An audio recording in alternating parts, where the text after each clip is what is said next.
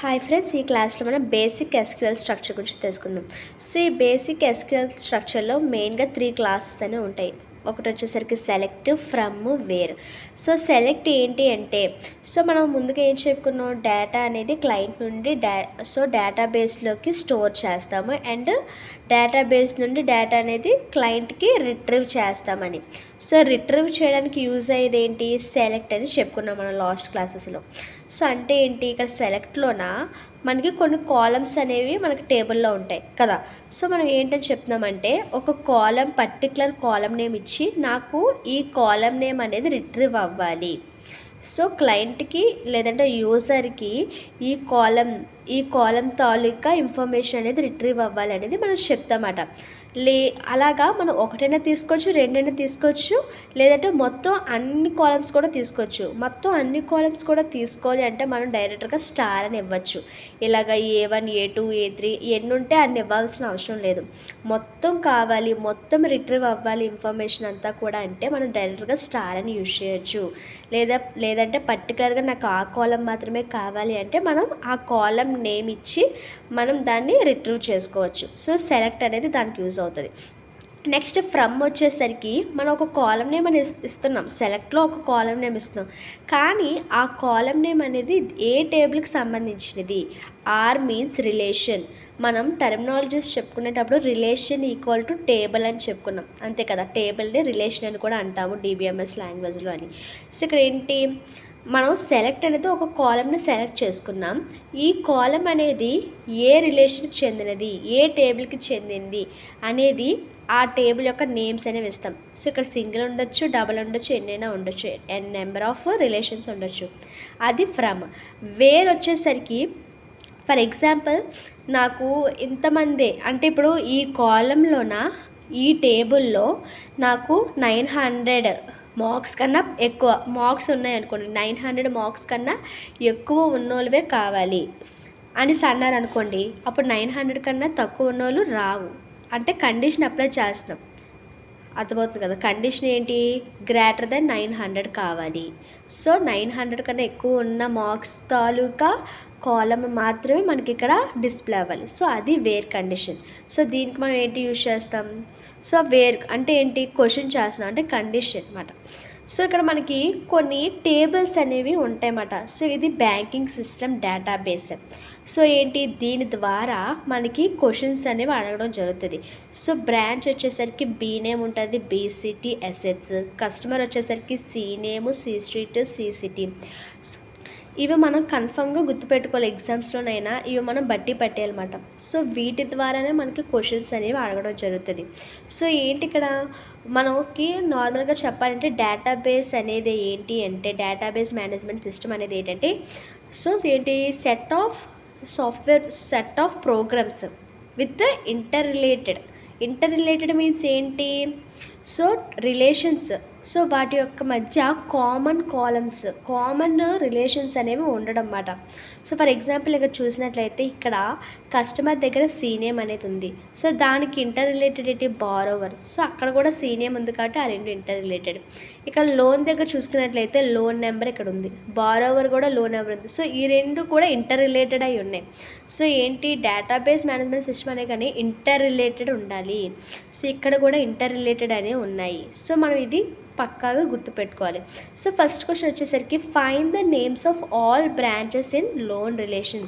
మనకి ఏంటంటున్నారు ఇక్కడ, లోన్ రిలేషన్ మీన్స్ లోన్ టేబుల్లో. సో ఇక్కడ లోన్ టేబుల్లో నేమ్స్ ఆఫ్ ఆల్ బ్రాంచెస్ మనకి ఏటైతే first find the names of అని అంటున్నారో, so find the names of all branches అని ఏటి అడుగుతుంది అంటే మనకు అది ఫైండ్ చేయమంటున్నారు. అంటే అవుట్పుట్ ఏమవుతుంది, మనకి ఏదైతే ఫైండ్ చేయమంటున్నారో అది అవుట్పుట్ అవుతుంది. ఇక్కడ ఏంటి, ఫ్రమ్ ఏటవుతుంది, మనకి ఎందులో నుండి లోన్ రిలేషన్ అంటున్నారు. సో మనకి అక్కడ వాడే ఇచ్చేస్తాడు క్వశ్చన్లోన. ఫ్రమ్ అనేది loan relation means loan table. So from loan అవుతుంది. మనకి సెలెక్ట్, మనం ఏ కాలమ్ని సెలెక్ట్ చేసుకోవాలంట, నేమ్స్ ఆఫ్ ఆల్ బ్రాంచ్ టేబుల్లోకి వెళ్ళి నేమ్, బ్రాంచ్ నేమ్ అంటే B name.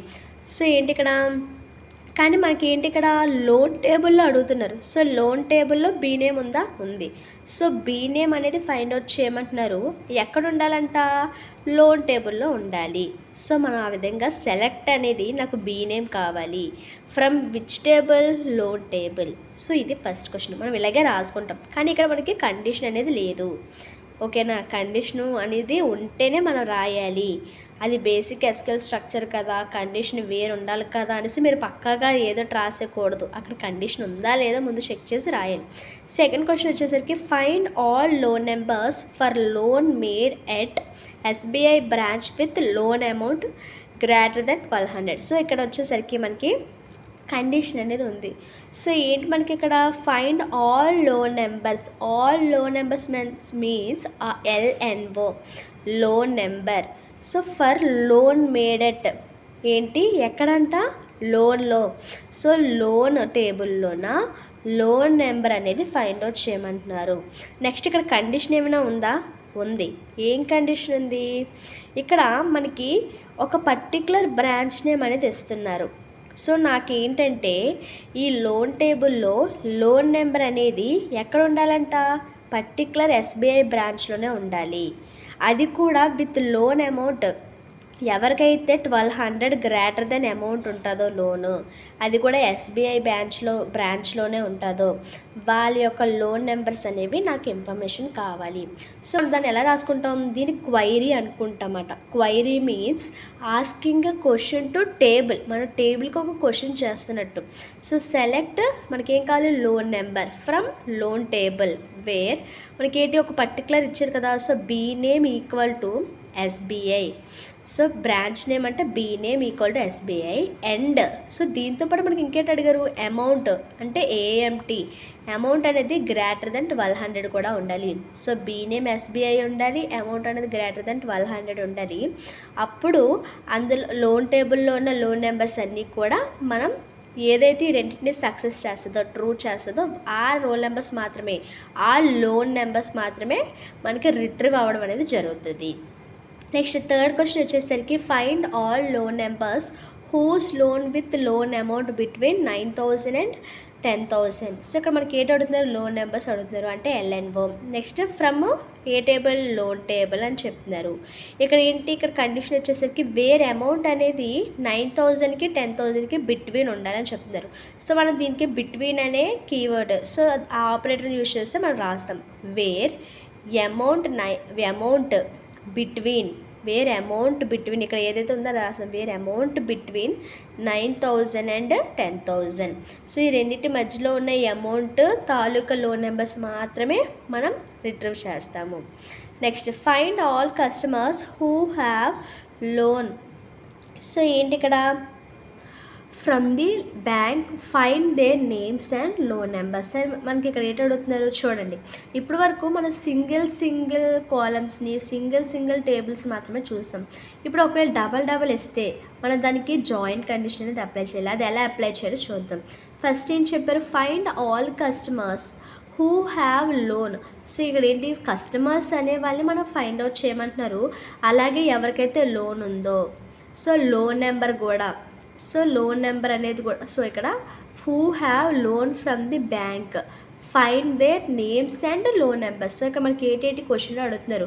Names find out చేయమంటున్నారు, లోన్ నెంబర్స్ కూడా ఫైండ్ అవుట్ చేయమంటున్నారు. So select C name. So customer name అంటే C name comma LNO, loan number అనేది కంటే LNO. From which table? Who have loan అంటే from loan table and borrower table. For example ఇక్కడ చూసినట్లయితే loan table, borrower table ఎందుకు తీసుకున్నామంటే for example loan table చూద్దాం.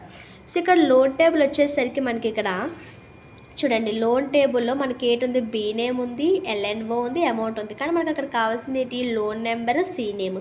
మనకి ఇక్కడ లోన్ టేబుల్లో లోన్ నెంబర్ అనేది ఉంది, LNO అనేది ఉంది, కానీ సి నేమ్ అనేది ఉందా? లేదు. సో సి నేమ్ అనేది లేదు కాబట్టి మనం బారోవర్ తీసుకుంటున్నాం. బారోవర్లో సి నేమ్ ఉంది, LNO కూడా ఉంది. సో అప్పుడు లోన్లో ఏముంది? LNO ఉంది, బారోవర్లో కూడా LNO ఉంది. అంటే రెండు టేబుల్స్లో కూడా మనం ఏదైతే టేబుల్స్ తీసుకున్నామో ఆ రెండు టేబుల్స్లో కూడా inter related common, so common column అనేది ఏదో ఒకటి ఉండాలి. సో మనకి కావాల్సిన అవుట్పుట్కి సంబంధించిన వాల్యూస్ ఉండాలి, అలాగే ఇంటర్ రిలేటెడ్ అది కూడా ఉండాలి. సో అదే మీకు డౌట్ రావచ్చు, ఫర్ ఎగ్జాంపుల్ సీ నేమ్ అనేది డిపాజిటర్లో ఉంది కదా, అది కూడా తీసుకోవచ్చు కదా, లోను డిపాజిటర్ తీసుకోవచ్చు కదా అనే డౌట్ ఉంటుంది. అలా ఎందుకు తీసుకోవట్లేదు? డిపాజిటర్లో అకౌంట్ నెంబర్ ఉంది కానీ లోన్లో అకౌంట్ నెంబర్ లేదు, ఇంటర్ రిలేటెడ్ లేదు. అదే బారోవర్లో అయితే ఇంటర్ రిలేటెడ్ ఉంది. సో అందుకని మనం ఆ 2 టేబుల్స్ అనేవి తీసుకుంటున్నాం, అదేంది కదా. So from loan and borrower table ఇక్కడ కండిషన్ ఏమని అప్లై చేస్తాము అంటే వేర్ లోన్ డాట్, మనం ఇక్కడ మనకి ఏదైతే ఉందో అభిప్రాయము మనం ఇంటర్ రిలేటెడ్ చేస్తున్నాము. సో దీనికి జాయిన్ అనేది అప్లై చేస్తున్నాం, జాయిన్ కండిషన్ అప్లై చేస్తున్నాం. So loan dot LNO equal to borrower dot LNO, 2 కాలంలో ఏదైతే కామన్ కాలం ఉందో ఆ రెండింటిని మనం loan dot LNO equal to borrower dot LNO. So మనం ఏంటి ఈ రెండింటిని ఇప్పుడు మనం జాయిన్ కండిషన్ చేసాం, ఈక్వల్ టు చేసాము, డాట్ చేసామంటే ఈ రెండింటిని జాయిన్ కండిషన్ చేసాం. సో జాయిన్ కండిషన్ చేయడం అంటే ఏంటి అంటే ఇప్పుడు ఇందులో ఉన్న అన్ని టేబుల్ వాల్యూస్ వస్తాయి, ఇందులో ఉన్న అన్ని కాలం వాల్యూస్ వస్తాయి అన్నమాట.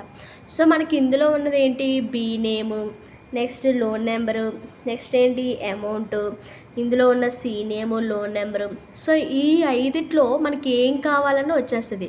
సో మనం అందులో నుండి సీ నేము, లోన్ నెంబర్ అనేది ఫైండ్ అవుట్ చేయొచ్చు కదా. సో ఆ విధంగా మనం జాయిన్ కండిషన్ అనేది అప్లై చేస్తాం. సో ఇది basic SQL structure. Thanks for watching.